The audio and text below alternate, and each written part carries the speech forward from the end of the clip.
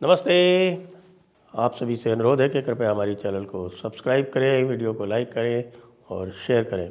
याद दिला रहा हूं आपको the Jaipur dialogue summit, Deccan summit Pune 8 फरवरी 2025। उसके लिए रजिस्ट्रेशन लिंक नीचे दिया हुआ है डिस्क्रिप्शन में, जहां जाकर आप रजिस्ट्रेशन करा सकते हैं।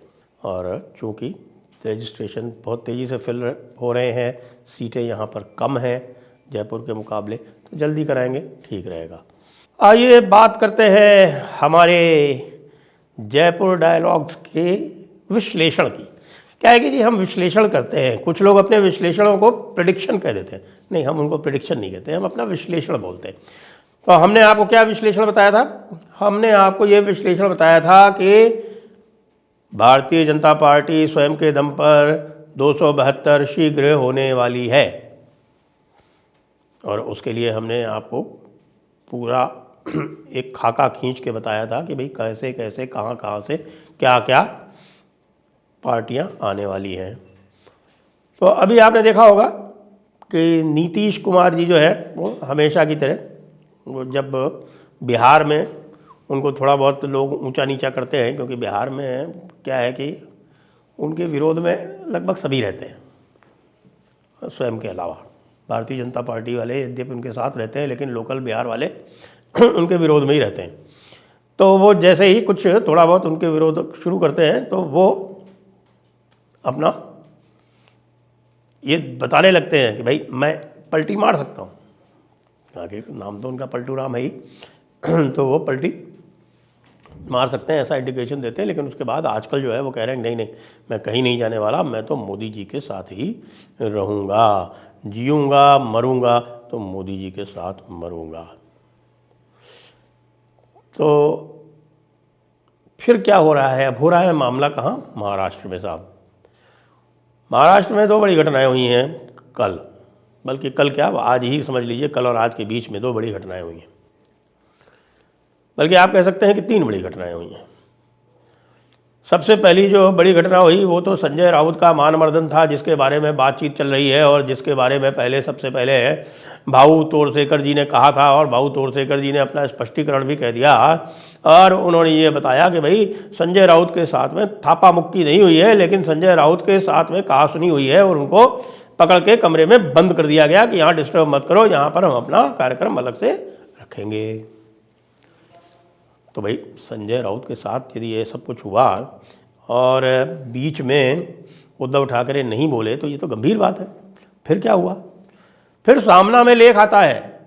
अब सामना का लेख कौन लिखता है? संजय राउत लिखते हैं। और संजय राउत जो कुछ लिखते हैं उसमें सहमति होती है उद्धव ठाकरे की। तो अचानक जो है आप देख रहे हैं कि उन्होंने देवेंद्र फडणवीस की भूरी भूरी प्रशंसा कर डाली। भूरी भूरी प्रशंसा। कौन? संजय राउत। संजय राउत अपनी पार्टी में अनपॉपुलर हो चुके हैं। शिवसेना वाले सारे मानते हैं कि भाई ये तो हमारे यहाँ प्लांट किया हुआ है शरद पवार का, लेकिन उद्धव ठाकरे मानते हैं कि भाई ये राजनीति का चाणक्य है। शिवसेना के जो शाखा प्रमुख हैं और उनके जो पदाधिकारी हैं, पार्टी के पदाधिकारी हैं, वे ये मानते हैं कि ये जो है ये हमारी जड़ें खोद रहा है। अब इन दोनों के बीच में संजय राउत का लेख आ जाता है सामना में, जिसमें वो देवेंद्र फडणवीस की बुरी बुरी प्रशंसा करते हैं और कहते हैं कि देखिए जब सब लोग जो थे वो दूसरे स्थानों पर नववर्ष में व्यस्त थे तो उस समय वे गढ़चिरौली जाकर और वहाँ पर जनजातियों का सम्मान कर रहे थे। बहुत खूब, बहुत खूब। क्या इंडिकेशन है? अभी मैं इसको बताता हूँ कि इंडिकेशन क्या है, लेकिन उसके पहले जो दूसरी खबर है, तीसरी खबर है, वो और सुन लीजिए। वो तीसरी खबर ये है कि सुप्रिया सुले जी भी आ गई और देवेंद्र फडणवीस की भूरी भूरी प्रशंसा करने में उन्होंने भी संजय राउत के साथ सुर में सुर मिला दिए।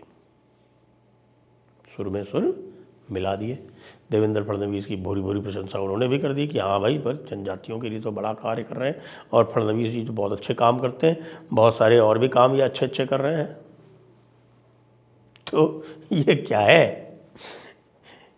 ये वही है जो मैंने आपको कुछ दिनों पहले बताया था, जी हाँ, मेरी कही हुई बात पर ये पूरी तरह से ठप्पा लगाने का, मुहर लगाने का कार्य इन दो स्टेटमेंट्स ने और जो पहली वाली घटना है इन्होंने पूरा कर दिया।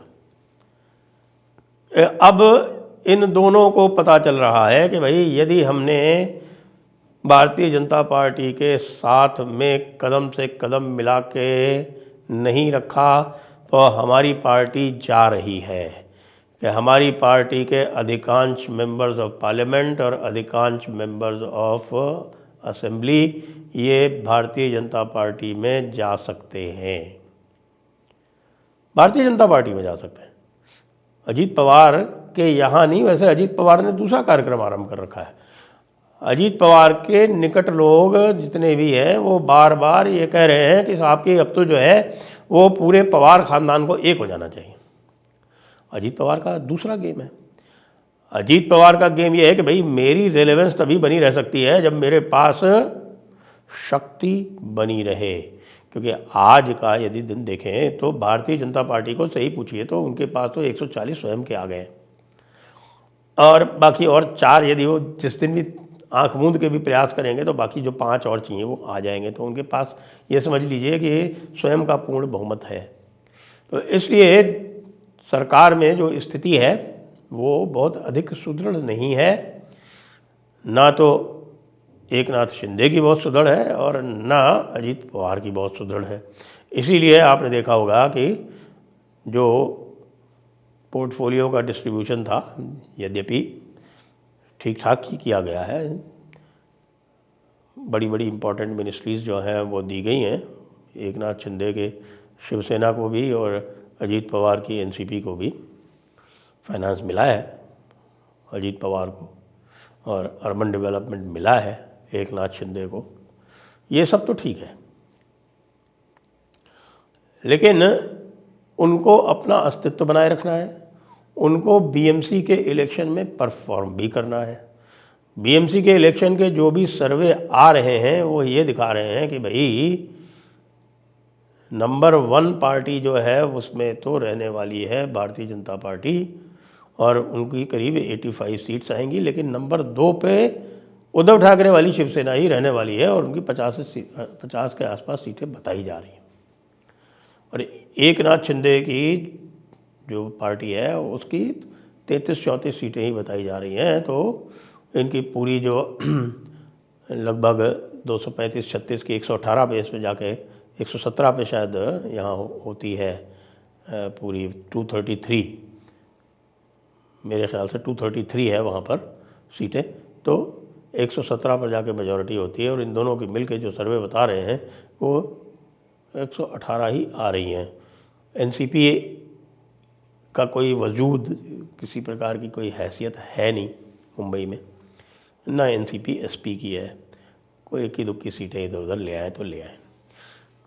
तो इस स्थिति में भाई जी ये सारे के सारे इस वक्त बीजेपी की गोद में हैं। अब जो मैं कह रहा था कि 272 बीजेपी के ही होने वाले हैं, तो भाई अब ये लोग इस तरह से बीजेपी के पैर पड़ के ये को प्रयास कर रहे हैं कि बीजेपी को कह रहे हैं कि भैया हम तुम्हारे साथ ही रहेंगे, हमारे जो ये एमएलएज और एमपीज़ हैं इनको मत पोच करो यार, इनको अपने में मत मिलाओ, हम तो तुम्हारे साथ हैं ही, हम तो तुम्हारी चरण वंदना कर ही रहे हैं।